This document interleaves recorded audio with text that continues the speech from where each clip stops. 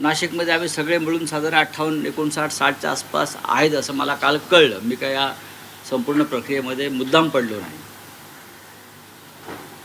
त्याच्यामुळे आता पाहू आम्ही. पण नाशिकमध्ये तुमच्या पक्षात शेवटच्या क्षणापर्यंत घोळ दिसून आला.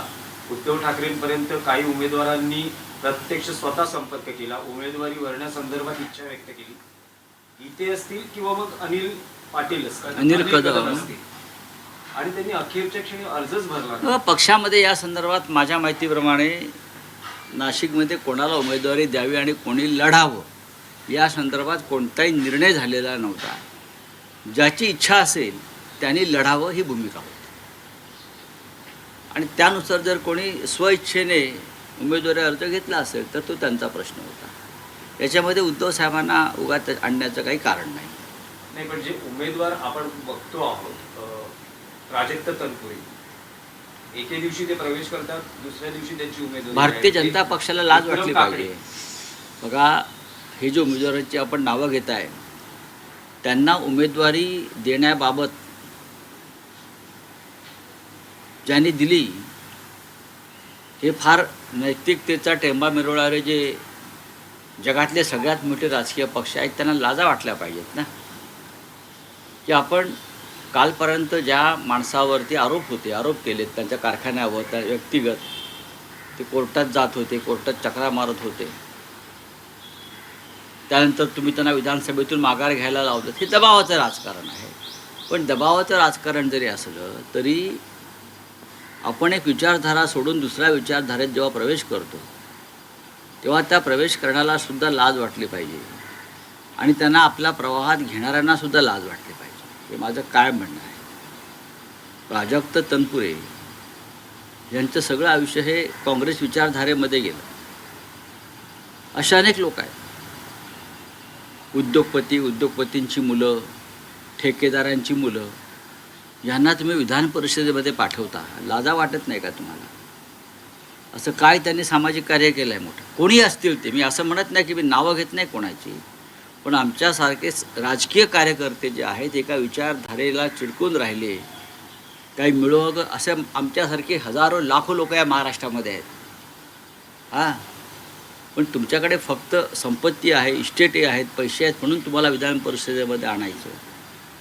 अशा प्रकारे ही विधान परिषद आणि राज्यसभा नसलेली बरी असं मला अनेकदा वाटतं. अवमूल्यन होते झालेलंच आहे. हे कोणी केलं? सुरुवात कोणी केली? सुरुवात कोणी केली असली तरी त्याचं पूर्ण अधपतन हे भाजपच्या काळात झालं. भाजपच्या काळात झालं. भाजप विरोधात परत एकदा इंडिया आघाडी एकत्र येते. 8 तारखेला त्या संदर्भात एक बैठक दिल्लीमध्ये आहे असा निरोप वेणुगोपाल यांच्याकडून आलेला आहे. त्यांनी उद्धवजींशी त्या संदर्भात चर्चा केलेली आहे. आता त्याचं नियोजन कसं काय करायचं ते आपण पाहू, आम्ही पाहू नंतर. उद्धव ठाकरे स्वतः उपस्थित. आता बघू, आज त्यांची आणि माझी भेट आहे. आम्ही चर्चा करणार आहोत सगळे मिळून आणि मग त्यानुसार आम्ही निर्णय घेऊन आपल्याला कळवू. 6 तारखेला कॉक्रोच जनता पार्टीचे एक आंदोलन आहे. इतर काही लोक सपोर्ट करणार, आपला पक्ष सपोर्ट करणार का? हा एक स्वतंत्र, कॉक्रोच जनता पार्टी हे एक स्वतंत्र पक्ष आहे किंवा स्वतंत्र संघटन आहे. ती एक मुवमेंट आहे, ती एक चळवळ आहे.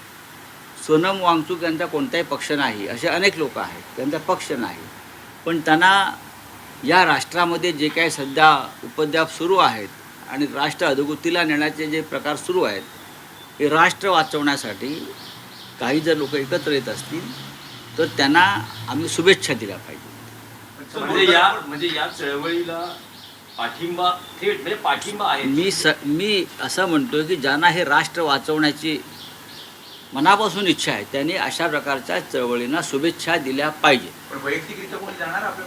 पाहू ना, पक्षात चर्चा होईल, पाहू. जर असं आहे की मुळात हे त्यांचं आंदोलन आहे, आधी त्यांना करू द्या. त्याचं राजकीय व्यासपीठ होता कामा नये, गोंधळ होता कामा नये. असंच एक आंदोलन 2014च्या आधी अण्णा हजारेंच्या माध्यमातून अख्ख्या देशाने बघितलं होतं. अण्णा हजारेंनी दिल्लीत जाऊन या धुरळांना पाठिंबा द्यावा, आम्ही स्वागत करू. अण्णा हजारेंनी राळेगणमधून उठावं आणि दिल्लीत जंतरमंतरला जाऊन हे जे तरुण मुलं जमणार आहेत त्यांना आशीर्वाद द्यावेत, काही हरकत नाही. साहेब, देशात एक मोठी घटना पश्चिम बंगालमध्ये महाराष्ट्र पॅटर्न आपल्याला बघायला मिळतो आहे. तिथे तृणमूल काँग्रेसची सूत्र ही ममता बॅनर्जीकडून सुटत आहे, त्यांच्या हातातून जात आहे. आणि सेम जे महाराष्ट्रात घडलं, शिवसेनेच्या बाबतीत असेल किंवा एनसीपीच्या बाबतीत असेल, तेच सगळं आता पश्चिम बंगालमध्ये पुन्हा पाहायला. हा देशभरामध्ये एकपक्षीय राजकारणाचीही त्यांनी केलेली मुहूर्तमेढ आहे. या देशामध्ये फक्त आमचाच पक्ष राहील, आमचाच पक्ष राज्य करेल, कोणताही प्रादेशिक पक्ष किंवा इतर अन्य पक्ष राहणार नाही. या दृष्टीनं त्यांनी महाराष्ट्रामध्ये हिंदुहृदय सम्राट बाळासाहेब ठाकरे यांची शिवसेना फोडली. पैशाच्या आणि निवडणूक आयोगाच्या आणि सुप्रीम कोर्टाच्या ताकदीवर